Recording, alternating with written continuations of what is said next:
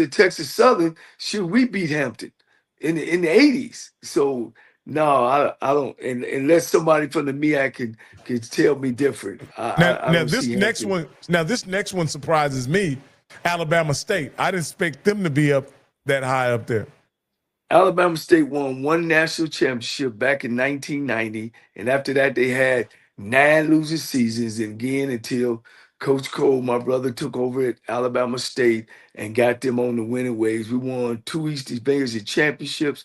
Then we were let go, and then they brought Coach Cole in. He won an East Division championship, went to the conference championship, lost. Then the next year he came back and won it. And then after that, Barlow went up there and he got into the championship game, which of course he lost to me at Texas Southern University.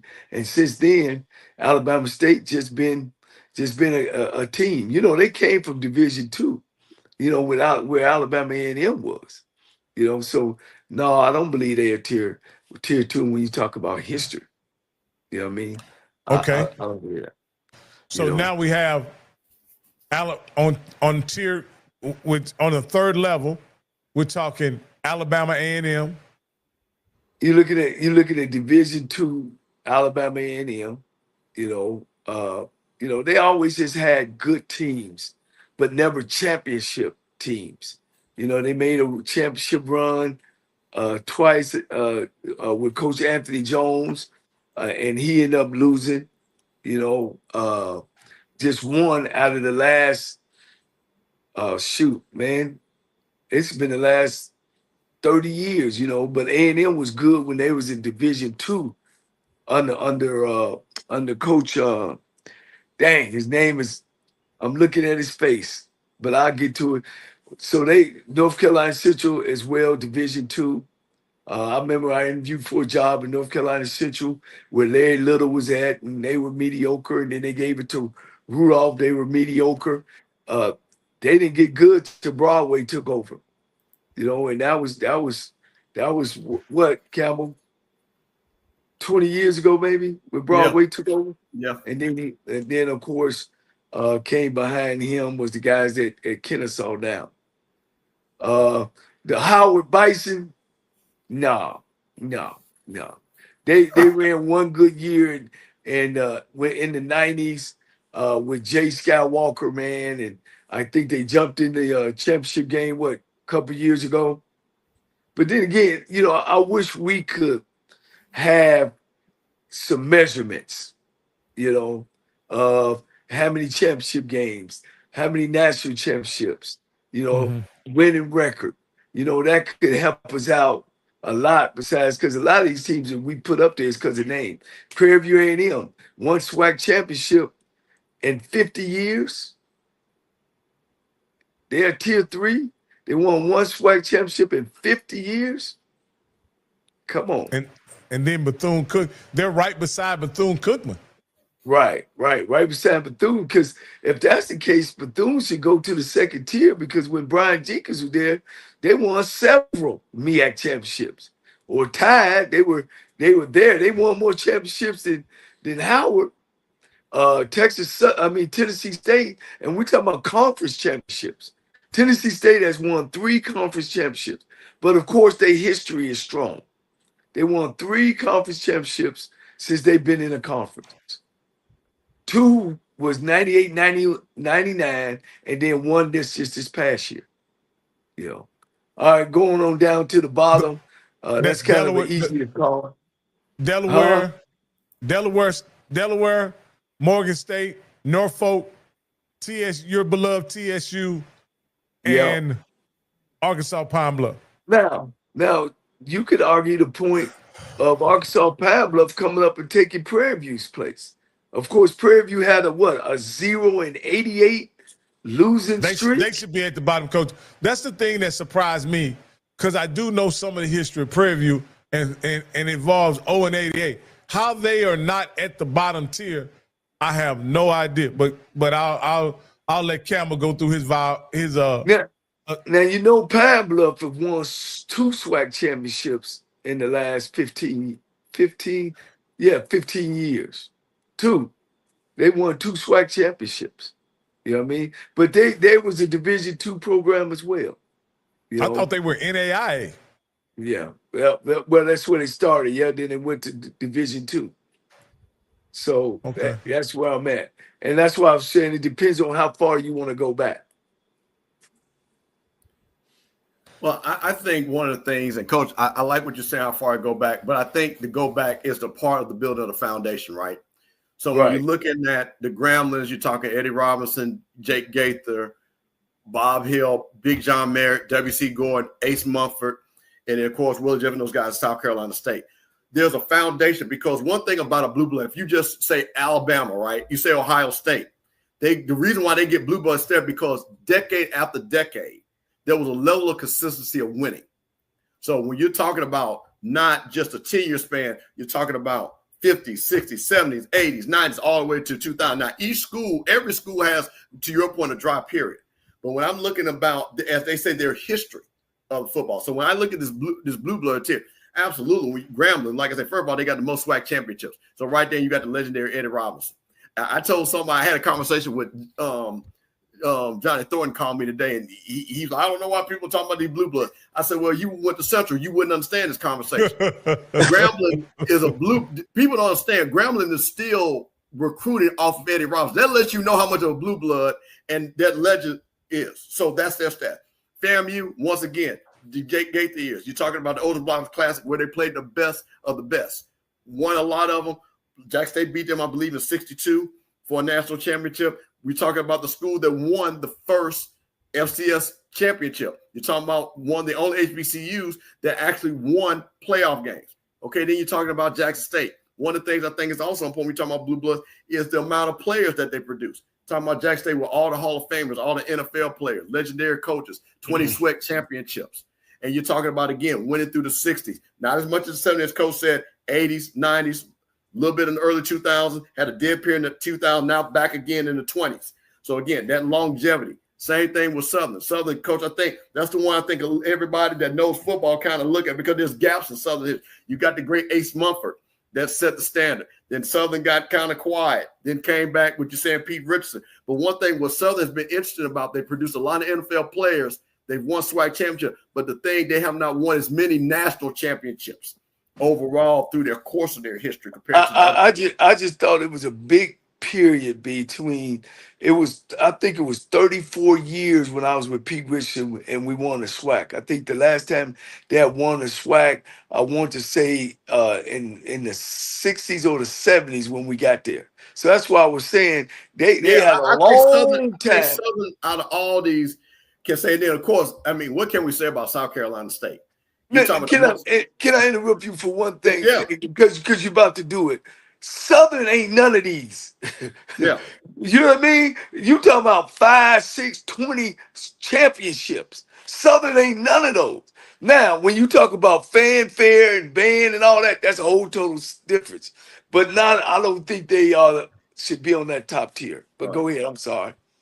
So you're talking South Carolina State, 19 MEAC championships, national championships, 4 Hall of Famers, legendary coaches, consistent winning all the way from the 70s all the way on. So again, when you're looking at, but I'll tell you the team that I think, now Coach, I know you said they had a little bit of drama, but I think they still hang on. I think Tennessee State should be on that blue blood list. And the reason why I say that is because they still, even to this very day, have produced the most NFL football players out of all HBCUs. You're talking about, to your point, they couldn't win conference championship because they were independent, but they played everybody and beat everybody. It didn't matter. Right. Hey, Tennessee State was there, and they showed they beat the best of the best. So one of the things about it is, wow, they've had some slow time, but look what happened. You got Eddie George, who brought them a conference championship. So again, what I'm talking about, the sustained excellence. That's what's considered a blue blood. I move down to the next tier. I move Tennessee State up. Now, I'm like you. I move Alabama State down. I don't think Alabama State has the legacy and the longevity to be a tier 1. I think Alcorn, because they have won national championships, they've had strong championship runs in multiple decades. I think, Coach, to your point, won championship in the 80s, had some down years. But I think that's where we can kind of leave them because they did have some high highs, because that's what they're saying. When you talk about rich legacy, multiple titles, and strong regional recognition, using their definition. Okay, I think the person that came late to the party and I think they've got a very schizophrenic resume is North Carolina A&T. North Carolina A&T is one of the schools that had strong runs, but a lot of lows. So again, when you look at it, national championships, Celebration Bowl era, they won the most Celebration Bowls in the Celebration Bowl era. They won MEAC championships. They produced some NFL players, but they've had some down times. So for me, I'll leave them there. But again, barely touch it because I think that blue blood and tier 1 is actually a bigger gap than when you look at it just if you say this, and this. The tier 2 level, I thought this was interesting about the tier 2 level. Coach, you talked about Alabama A&M, some good times. Central was one of the ones that I think is a strong tier 2 because of the coach and coaches that they've had there. And they've won championships. And now they're back in relevance with Trey Oliver.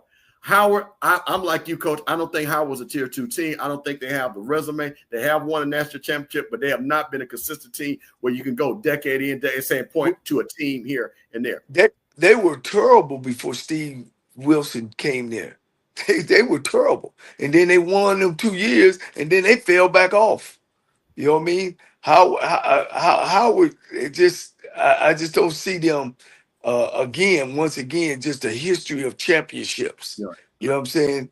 A history of sending a lot of guys to the pros, a history of great coaches coming out of there. I just don't see it. Yeah. I think JD and CJ, that's the reason why JD. So JD says Southern has left. JD, that's the reason why I keep Southern there because the amount of NFL players that they produce. But I think one of the things too, which goes to the point, Southern has had a long stretches of sometimes not winning conference championships. And I think the Jax State people argue, say they won more conference championships in less amount of time than Southern has because Southern has been in the conference longer than Jax State has. But I still, for me, this is for me. Like I say again, this is what I like about this. This is just for us to have a conversation about, to talk about our schools and things like that. Prairie View A&M, well, Coach, we had a great show. Lionel, we did a show on Sunday, and those Prairie View people. And the thing about it is, like you said, and I asked Lionel one question: when was the last time you won a SWAC championship? They only have one in the last 25 years, and I think what you went back and talked about that. Prairie View again. Yeah. The strong history at the beginning in the 50s and 60s, of course. Right. But then once again, when you move all the way through, bad decade after bad decade after bad decade. So to me, honestly, I would have Prairie View. Unfortunately, I would have them at tier 3 because you just can't have an 88-game losing streak and be a tier 2. I'm sorry. Right. Bethune-Cookman, I think, could argue a point to move up to tier 1, but I think what has hurt Bethune-Cookman is actually being in the SWAC. I think because a lot of people thought Bethune-Cookman would be better coming into the SWAC, because I don't think a lot of people don't understand. But Bethune-Cookman had a 15-game winning streak versus the SWAC before they came to the SWAC. So they thought they were going to have a lot of success. They had won several MEAC championships. I think they're 4th in all MEAC championships. They had a nice run where they beat FAMU 9 out of 10 times. So you're looking at there. And then tier 3, of course, these are schools, the Delaware States, the Valleys, Norfolk, Morgan State, Texas Southern. Coach, like I say, you're the one that gave Texas Southern their championship, UAPB. But the one thing I do want to say, one of the schools that I think we do have to look at was Earl Banks with Morgan State early in the 60s. They were a power. They did win national championships. They had a legendary game against Grambling. So, but again, when you're talking 67 and 2000, you got to leave them on that tier. Yeah, they had some great players. Willie Lanier for the Kansas City Chiefs. They had some great players out of Morgan State. But I think Southern should go down to a tier 1 with Alcorn, push Alabama State on down. Somebody got to give me some history on Hampton. I just don't think they're tier 1 as well. They just I don't remember them ever being a powerhouse where they're competing for the MEAC championship every year. You know, I don't see that. I don't even know when the last time they won a MEAC championship. It's been a while. Yeah. So I think those guys should come down. Southern, it's just, you know what people say Southern is blue blood? It's because of their attendance. They've been one, 2, or 3 or in the top 5 in attendance of their games in the last 40 years, you know, because they sitting down there in Baton Rouge in that one light town, I should say, and, you know, across the town is LSU. I think they do a good job of drawing people into that stadium. I think one of the things, and this is what I was talking about, and I'm going to be excited to talk to the coaches that are coming through for the season. But I think one thing, and this is for Southern, I think Southern fans, to your point, Coach, they got to break through. They haven't had a breakthrough in so long. And you got to say in the Celebration Bowl era, there's no breakthrough. Then you got to look back when the last time they won a SWAC championship, and then you go back to Pete Richardson. So those are things I think the name carries them, which is we're not arguing with Grambling. Is Grambling name just carrying them since the last time they won something with Fobbs? And now they're starting to get in that era where now of mediocrity. I think the one thing I will say, and I think Brian and them did a great job on Sunday, they literally had the breakdown of every decade. I think Southern was the only school that had a winning record every decade from like the 40s on, a winning record overall through the decade. So I thought that was pretty impressive that they did have it. So that maybe plays into it because once again, tradition, consistent winning. And I think also because I'll tell you this too, I think a lot of people, when you talk of blue blood, I think people consider the University of Michigan a blue blood. They don't have a lot of national championships, but they're considered a blue blood.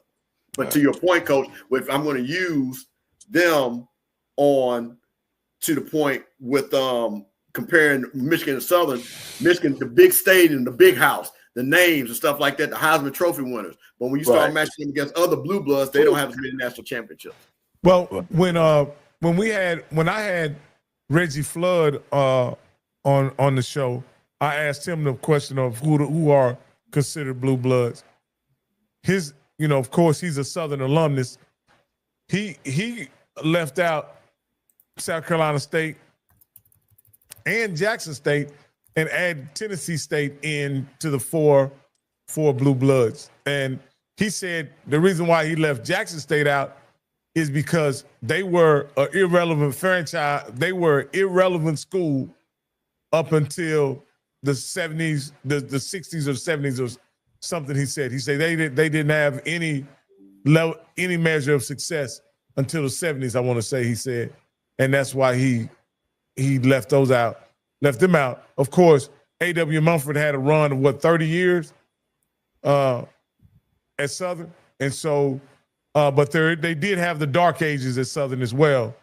So I understand that really it could be that JSU and Southern are jockeying for, they got a situation where they both have they can ding one another as to why either of them shouldn't be in.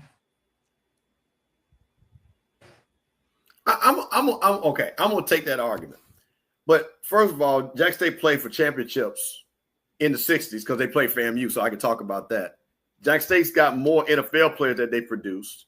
Jax State has more Hall of Famers that they produce. Southern's got what, Coach? They got 3 now, I believe. Yeah. They've got 3. And Jax State had 4 and probably should have 2 more with Jimmy Smith and Harold Jackson should be Hall of Famers, probably end up in the Hall of Fame. So that's 6. So when you look at that and then you look at the run, because again, Southern and Jax State have the same amount of SWAC championships. Okay. Yeah. So Jax State won 8 in the 80s. Right. So you're talking 20, and now they've won 4 in the 20s already. So, when you start saying that, I don't know about that. I think that's a little bit of that Southern Jackson State rivalry that go back and forth a little bit. And did you say he said South Carolina State shouldn't be there? I believe he said Tennessee State instead of South Carolina State. But South Carolina State is the most disrespect because this coach, and you're going to understand this.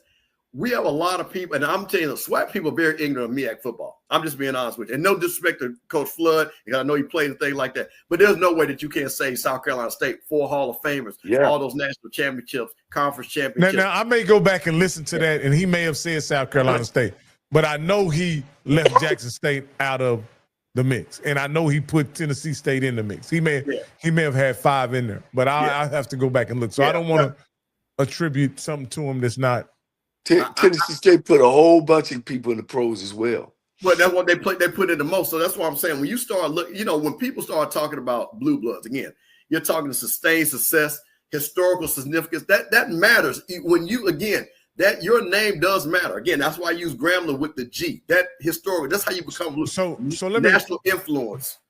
So let me ask you this. Would it be fair if we just go, instead of having 5 slots, we go 6 slots and put Tennessee State up there at the top level, and then we have to put 5 at each one of these other levels? And so would that work?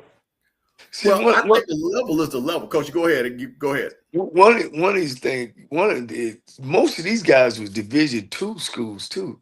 Some of these guys was Division II in the 70s and some of the 80s, like North Carolina Central, Alabama A&M, Alabama State. I think Hampton was Division II.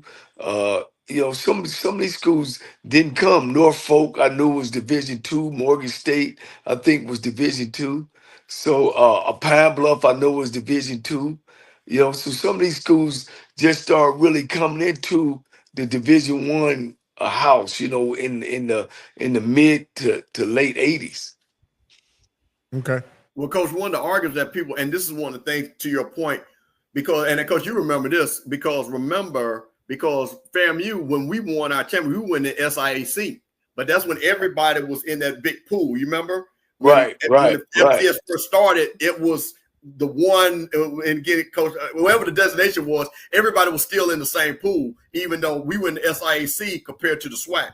But we still played Jax State in the FCS in the semifinals to go to the finals.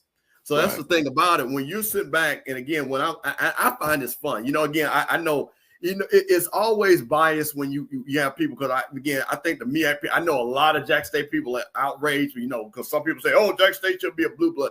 And I'm just like, and I'll say this, Coach, you're going to understand this. This is no disrespect to what I'm about to say, but you have to have a certain level of knowledge and length of time to know what you're talking about. You can't sit back there and say, I know what a blue blood is if you only been around 15 years. Yeah. You don't have enough depth of knowledge to make that statement. So that's what some of these people, some of the younger people that are, I heard people about FAMU. I'm like, there's no way that if you don't say FAMU is not a blue blood, then you don't know black college football, point blank, period. Because if you're living it, because I heard, well, FAMU didn't win a championship, this, or whatever. Blue bloods are built overall through their history of time. And the one thing that FAMU trumps everybody is they won an Astro championship that nobody else has won, point blank, period. They won. And the consistency of the decades. We just won a black championship 2 years ago. So again, when you sit back and say that, well, my school won a couple, like I'm gonna use A&T. I have to pick on A&T. You had a run for 5 years. That's not sustained excellence. Sustained excellence, again, is the 60s, the 70s, the 80s, the 90s, the 2000s, 40, 50 years. A&T, that was the Division II. They used to get it handed to them, before Bill Hayes came through there. You know what I'm saying? They were terrible. Let me ask you this, because just for history, is there any Division II program that could go in any of these tiers? Tuskegee, 100%. Yes. Tuskegee, Alabama. Yeah. Tuskegee. Ain't no question. Yeah. Central State of Ohio. They national championship, and coaches know this. And I'll tell you this for the Jax State people. The reason why those years that you didn't get named national championship is because they voted Ohio Central State national champions. Yeah. 3 of those 4 years that Jax State Albany State. They beat me out for a national championship. And hell, I had Rutgers on my schedule. And they end up making them black college national champs. Albany State used to hand it out. So there's some Division II programs that play great football. And Rocky, and let me tell you this, and this is what's so funny, and Coach, you know this because you coach down there. The people at Tuskegee will tell you with a lot of arrogance, we are way better than Alabama State and Alabama A&M. And Coach, correct me if I'm wrong, I'm pretty sure that I think they have a winning record against both of those schools. Am I not right? You correct. And see, look, Tuskegee beat 3 times. So Tuskegee definitely would be a blue blood program. Hey, look, you could put them up there right now. Now I know they ain't playing, really up to par right now. How it used to be, but Tuskegee don't won a whole bunch of championships. So again. So, Rocky, and I just looked it up. So you're talking about black. So here's the, and again, this is where the thing, where I think a lot of people, and I want to make this point too. When the championships, until the playoffs started and until Celebration Bowl, it was always voted on. So there was never a championship on the field was voted on. So just looking quickly, you're talking Tennessee State, they've got 16 national championships.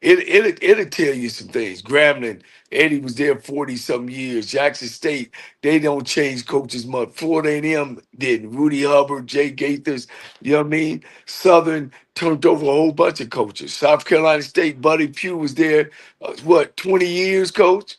You know, Alcorn had a set of long-standing coaches. You know, A&T moved around again. Tennessee State, you know, they had John Merritt, and then they had Gillum, and then they had William Beal, and then they start jumping around a little bit, you know, with coaches. So a lot of times you could see some of these schools, you know, like my school, Texas Southern. Shit, I mean, I think we up to like 17, 18 coaches. You know what I'm saying? Let me ask you guys. Why they got y'all down there tier 3. Yeah.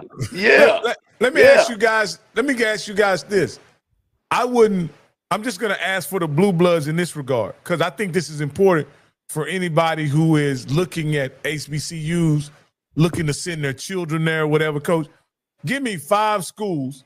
Either one of y'all, give me 5 apiece that you guys would consider blue blood academically. Well, that ain't fair. I ain't been to all of them. I mean, I ain't gonna say I've been to all of them. I haven't been to all of them, but you know, it depends on what you're trying to go to the school and get. But I get it. We can name 5, because I mean, Texas Southern, 75% of African American lawyers in the state of Texas come from Texas Southern's law school and pharmacy school. You know, another 74% come from their pharmacy school. You know, and I'm pretty sure some of these other schools have some great things. Prairie View, you know, they generate engineers and nurses. You know, Tennessee State, they generate teachers, and you know, I mean, you can go on and on and on. So I think that's gonna be a thing about, you know, have you been through there? You know, maybe we can look at some things to see. You know, I know North Carolina Central used to have an all-women law school, number of women. You know what I'm saying? And now since then it's changed, and they don't produce some of the best. You know what I mean? So, and then you can't say enough about Howard. Jesus Christ. You talking about movie stars, doctors, you know, man, great school to go to. So let me say this, because I'll do it like this. Can we go with FAMU and Howard definitely being blue bloods? Do both of you guys agree with that? Okay, I want to say this. Well, no, and I think I'm gonna hold on, Rocky. I'm gonna go with Coach, because let me tell you this, and the reason why I'll say this. Every one of these schools, and the coach knows this, and Coach actually just did where I like where he's going. Every one of these schools has a school that's top ranked in a certain specialty. So again, when you're talking about Southern was known for nursing. You know what I mean? You're talking about Jax State, they were known for computer science. You're talking about Tuskegee, they were known for engineering. You see what I'm saying? So when you start moving around, because again, a lot of these schools, again, Jax State was known for, like Coach, many of these schools, excellent teacher colleges. You know what I'm saying? So for me, Rocky, and I've always been like this, because, you know, again, we again, the FAMU thing, we brag different, number one this, but I also know the mission statement of Alabama State. I also know the mission statement of North Carolina A&T. So what I will say, every one of those schools, which I think this is the best thing, has a program that they can say will go heads up with anybody else's program. Because again, I think if you look at a University of Georgia or Florida, they've got certain programs that are strong and certain ones that are weak. You see what I'm saying? So I think overall, each one of our schools, so that's the only way I'm going to answer that, because I'm not going to, I hate, especially because I have people that went to Jax State. There's no way I'm going to say Jax State education is better than a Southern education or a FAMU education, because I know what a Jax State education did. I know what a FAMU education did for me. I know what Texas Southern education, look what it did for Coach. You know what I mean? So one of the things too is when you talk about what is the biggest school population-wise. I know when I was in school, and 20 years after that, Texas Southern was the largest one campus. And then, of course, Southern came and got one in Bossier City and in Baton Rouge. I know North Carolina Central bounced up there a couple of times, but I knew Texas Southern led, you know, everybody in attendance, you know, back, you know, enrollment, brother. Enrollment. From the 80s to 90s, and I know they fell off a lot, and I know A&T increased. but football made them increase. You know what I mean? And they can say what they want, and I'm not taking nothing away from A&T's academics. But when they went on that road, coach, Yeah, everybody that wanted to helped. But be. see, I don't Everybody think wanted to that's be an not a addict. negative. That's not a negative. No, it's not. Yeah, Everybody wants to and be they an get addict. upset about that, but that's a positive. Actually, it did expose. You got, because I'll tell you this, and the reason why I'll use an example. Florida State was a backwater school. Backwater. Deion them got there start winning. They went to 35,000 kids. When I got there, they might have been right under 20,000. Okay. With the University of Miami, same thing. Yeah. When they won them national championships. So without a it doubt, matters. I guess that's our argument sometimes, Bishop and Campbell, and why we just don't bite our teeth into having great football programs at these schools. That's what and I've been talking to some coaches now, and they running through, well, the dorm ain't ready, and the financial aid ain't where it's supposed to be, and the books ain't ready, and that was one of my arguments. It's like, we're gonna have football every year. You don't wait till the fall to start putting it together.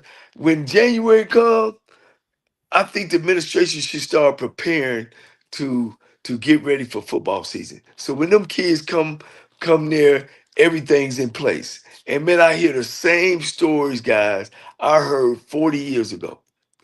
Same stories as some of these schools. And if you don't gravitate to having a great athletic program, man, I just don't know. I don't know why we don't. And I understand that first thing they'll tell you is, oh, well, you don't generate, a whole bunch of money. But I think if you paying a kid a scholarship, I don't think you should count that towards athletics. I think it's just like academics. You give kids academic scholarships and they go off and graduate. They don't bring no money in during their 4 or 5 years going through being a doctor or a lawyer or whatever they trying to be, a school teacher. You just hope that when they get out there, that they give money back. Well, the football program is the biggest ambassador of the campus. It's the show, and it does bring in money to help the school. So I don't know why that we don't just put our teeth in and say we're going to have the best football, basketball, revenue sport program that you could possibly have. Coach, I'm gonna, you know what? I'm gonna second that, triple that, because you know what? Here's the crazy, and I'm gonna use Florida A&M as an example. Florida A&M football was bad. Okay, it was bad. Willie Simmons comes, reinvigorates the program, and all of a sudden, Coach, you got 18, 20,000 people in the stadium. All of a sudden, we're selling out. We're going to other places. All of a sudden, we win a national championship. You look at all the visibility of FAMU because of the football. Look at Jackson State. Deion comes back, reinvigorates the program. Now they're not only getting 30, they're getting 50, 60,000 people. They're getting all this national attention. Now you got kids that are saying, who is Jackson State? I'm going to go to Jackson State because I saw him on TV. Same thing. So the winning matters. I don't know why people don't understand that, because when you're able to put a winning team consistently, where you can go and bring 15, 20,000 people that, again, are people that are going to promote your program, that you're going to come take. No, I agree with that, Coach. And you can see it every year. And it's always that one president or somebody come in and say, oh, we stand for academics. The University of Miami was at the pinnacle. And because they committed to having a great football program. As soon as that one president come in, oh no, we're not going to be like that. We're not going to. That school tanked. Yeah. And the board members immediately got together and said, we need to go hire us a better coach.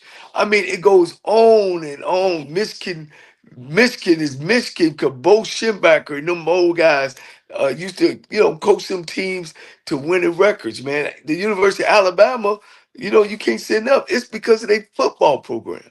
Hey, so Coach. I get it. Academics and athletics go hand in hand. Hey, Coach, we got a caller. Caller, you're live on HBCU Coaches Corner. What's your name and where you're calling from? Make sure your background is turned down. Hey, what's happening, gentlemen? This is A&T Roy. What's up, A&T Roy? Hey, man, I'm calling from Charlotte. I actually want to talk about a couple things before I get to this whole blue blood thing. I know this is a horse that's been beaten before and beaten a lot, but Coach Cole, I agree with you 1,000%. It is disgusting that our schools have been relegated to hiring people who have little to no college football coaching experience. It's ridiculous. Yeah. Now, on the other side of that, I do understand the publicity and all the things that come along with hiring those kind of folks with Dion and D-Jack and Michael Vick and all that. But hey, they aren't the first NFL or professional coaches that have been hired at HBCUs without much experience. So right. I just wanted to say that. Right. The second thing, Stephen Campbell, had it not been for a broken wristband on a symbol, you all would not have won that HBCU band championship. I know your pride was hurt because every time y'all go up against FAMU, you lose. And I get it. And you guys been fighting for number 2 behind us for so long, even in your whole lifetime. So I get it. It hurts. It does hurt. So I understand that. Yeah. So I'm all right. And another thing was, I think what they did was they tried to make it so that it wouldn't look like John Grant had his hand in the pot, stirring the pot for us since he's an addict. Okay, let me go to the Blue Bloods. I think Tennessee State should be on that top row instead of South Carolina State. So they got like 16 national championships, something like that. They do. Yeah, I don't know. And South Carolina State has done well, but I don't think Tennessee State should be down there on tier 2. The sad part about it, all of Tennessee State's, and the reason why they there probably is because nobody wasn't around. All of them happened in the 70s and 80s. You know what I mean? After the mid 80s, like 86, 87, they struggled. But all in the early 80s and the 70s, they whooped ASS. You know what I mean? And all those players that they had go to the NFL and all that. Yeah. But wait a minute now. Wait a minute. Hold on. South Carolina has the most MEAC championships. They got 4 Hall of Famers. They've won national championships in multiple decades. How could you not say that they're a blue blood? Well, okay, you only have 5 up there. So I would switch Tennessee State and South Carolina State. Right. Now, let me ask you this. Let me ask you this, because I think you're right about that. If we went out and took a poll about who Tennessee State or South Carolina State, Tennessee State people would know Tennessee State before they knew South Carolina State. When you agree, Bishop? Yeah, well, see, but that's what I'm saying. But the thing about it, but then if I'm looking at what what a blue blood is, players produce, national championships, conference championships. See, these are what I look at a blue, and consistency over the course of time. So look at the consistency of South Carolina State in multiple decades of winning conference championships, producing. Do people realize right now, South Carolina State has the most NFL players for HBCU right now? Right now. Yeah. So that lets you know the level of consistency of NFL players.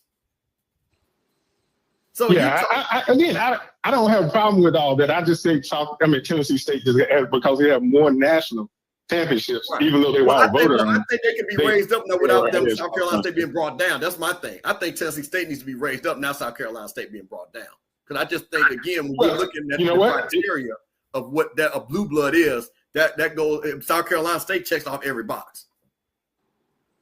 Well, you know what? If you want to do that, make it 6 on tier 1, I'm okay with that. But now, here's what I'll say on tier 2, though. If you move Tennessee State up, A&T should be on tier 2 by itself. Hampton and Alabama State, Alcorn ain't even close to us. Now listen. I said that. I said Hampton needs to move down. Alabama State needs to move down. Alcorn, I think I understood it from the amount of NFL players that they produce and some of their great all-time teams. And again, they were right now. Remind you, Roy, understand this too. Right when you guys were having your run, Alcorn had the same run. Y'all just kept beating them. Okay. Because no doubt. So if you want to say, so Alcorn can say because you like to say the greatest run and all that, Alcorn can say they had the second greatest run because they kept running up against y'all and getting their ass beat, right? Well, what it is the greatest dynasty ever in HBCU football. Now, I will say that Alcorn won some stuff, but they lost to us every time. No, how about this? We're the only NBA school that had an undefeated season. We beat 3 straight FBS programs. We were in the top 25 like 2 or 3 straight years in a row. Alcorn was not even close to that stuff. But listen what I just said though. Hold on. They won the SWAC all those years also. Okay. And they won the SWAC before the Celebration Bowl. Okay. Remember that. So remember, if the tables were turned, they'd have beat what you guys played them 3 times? Yeah, right? We beat them 3 times. You beat them 3 times. If they would have won those 3 times, guess what they would have said? We got the greatest HBCU dynasty in this decade, right? Yeah. They probably could have said that, but guess what? They didn't win. So you can't minimize the fact that they got to the game because they did. They were the dominant team in the SWAC during that time, just like you guys were the dominant team in the MEAC. Same thing. Yeah. Now, we were there 4 times, and we went to the playoffs the 5th time that we didn't make it. Alcorn, Grambling played in 2 of those 5 years that we were around. So, yeah, they're not on our same level. And we got 4 others. We got 8 national championships. Right. Well, I don't have an argument with your argument, but what I'm saying is you can't sit back and dismiss what Alcorn did because they played you guys. So and they won SWAC championships too. So again, I'm just, let me see how many SWAC championships Alcorn won. Because now you got me thinking about something. Well, I'm not dismissing them. I'm just saying they ain't on the same level with us. That's all I'm saying. So A&T Roy, are you making the case for A&T to be a blue blood? No. I'm saying we should be tier 2 by ourselves based on that list. Putting Tennessee State up on tier 1. Now, Roy, let me ask you a question. You guys have 11 MEAC championships. Now, the MEAC started in 1970, so I don't know how many before Alcorn had before 7, but Alcorn has 13 SWAC championships. So does that not give them credence to be on the same level with you guys? No. Because we beat them in national championships, and we beat them on the field. So let me ask you this here, Roy. Roy, let me ask you this, and we can wrap up after this. If y'all were basically equal prior to your historic era, and you guys played 3 times in championship game, national championship game, are you saying because you guys won, they don't deserve to be on the same tier? You don't think they were equally successful because they played in the game against you guys? Come on, Rocky. You know the answer to that. When they lose, they can't be on our level. 3 times? Come on. That sounds personal. That sounds personal. Yeah, they win the game, Roy. They win the game. You can't penalize them for being in the game. And that's what it seems like you're trying to do. Yes, you can. We the game winner. The champion. Y'all won they weren't. What do you mean? No, I'm talking about their program, though. You're trying to penalize their program for playing in the championship game. That's what I'm saying. That's crazy. Yeah, exactly. Hey, let me ask you something. No, I'm not. I'm just saying they are not on our level because we beat them 3 straight times. Look, Mr. A&T, let me ask you something. What about Hampton? Y'all probably beat them every year.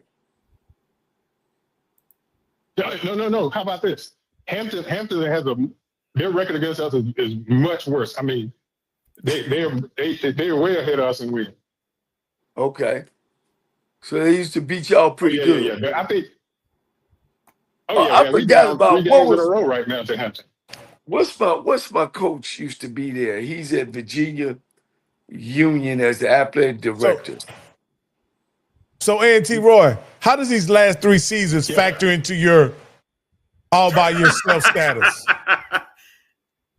Oh, so hey, I don't know if you know, Rocky, but we had an 0-27 run back in the early 2000s. Yeah. Alcorn never had that, Roy.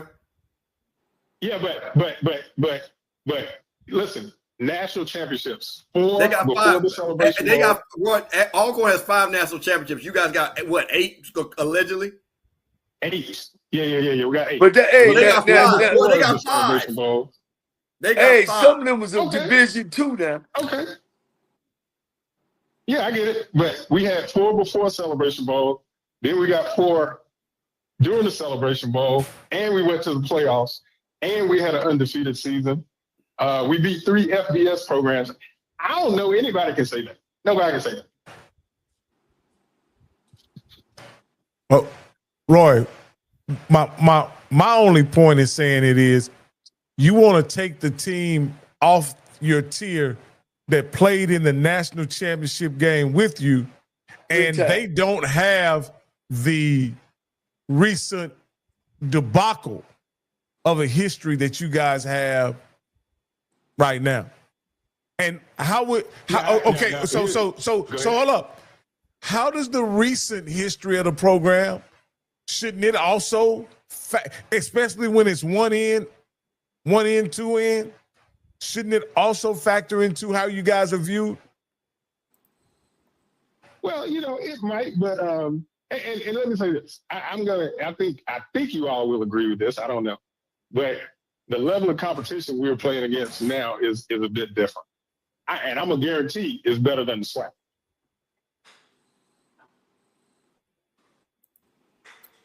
So you're not beating them, so what difference does it make? Well, it's showing that. No, Roy. I'm a football guy. I don't know nothing about the SWAC. You can't talk about who you played until you beat them. No, I'm just saying. Yeah. Hey, listen.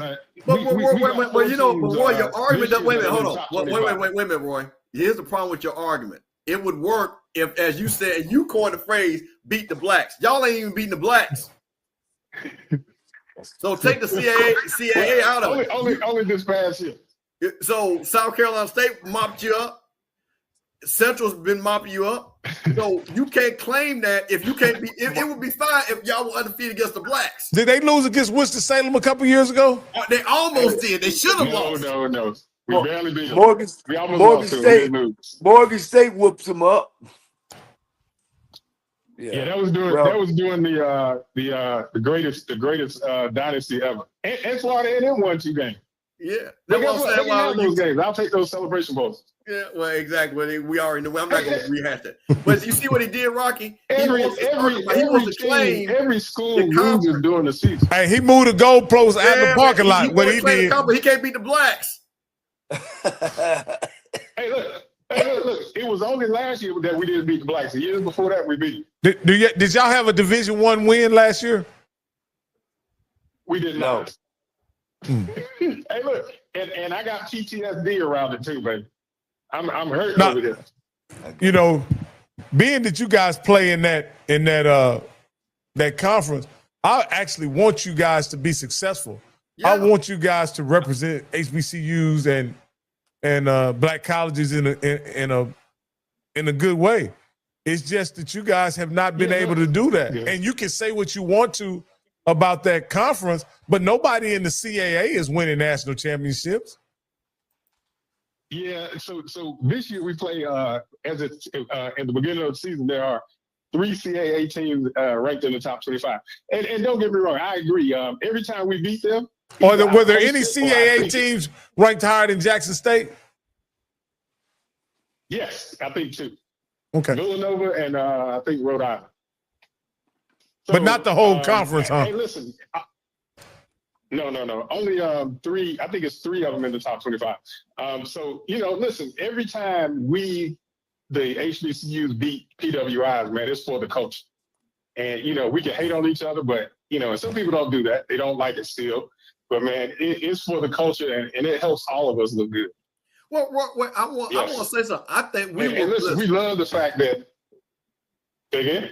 No, I want to say I was very excited that you guys was winning those FBS teams, beating those FBS teams, because then FAMU would come back and beat y'all, and we would be like, "This is awesome." You know what I'm saying? So it gave us a measure of steam. Yeah.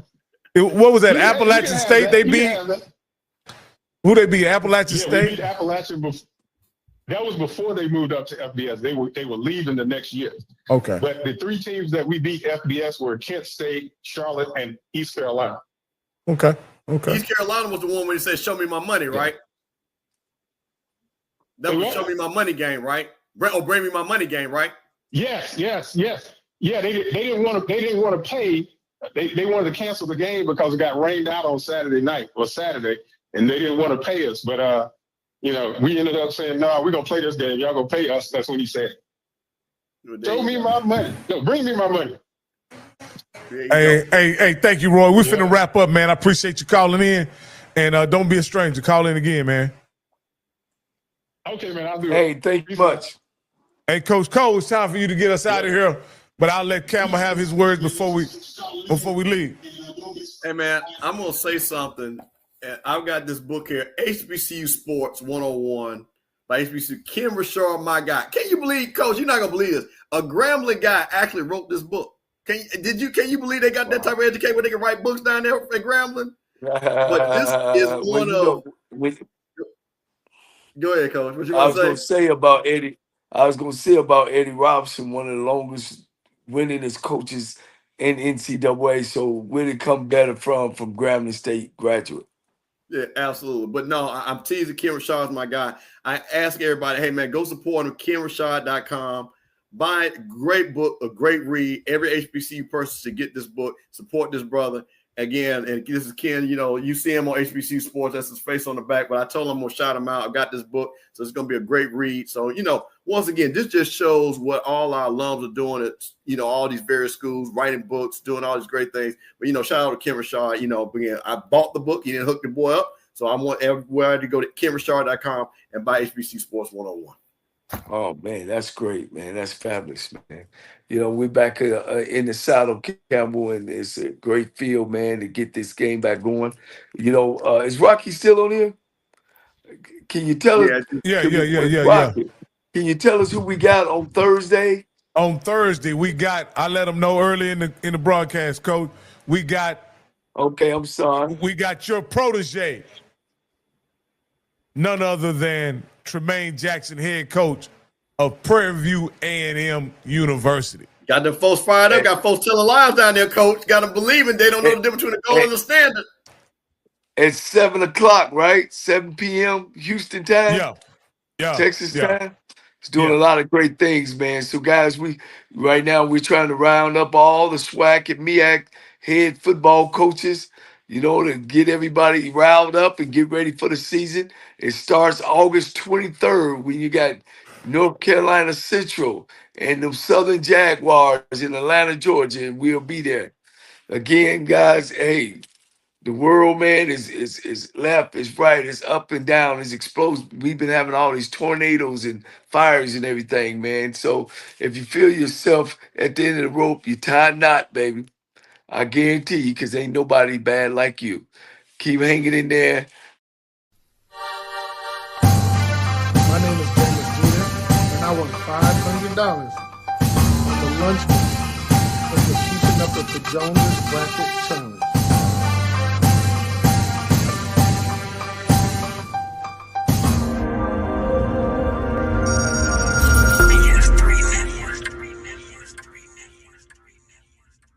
BS3 Network, changing the way you watch TV.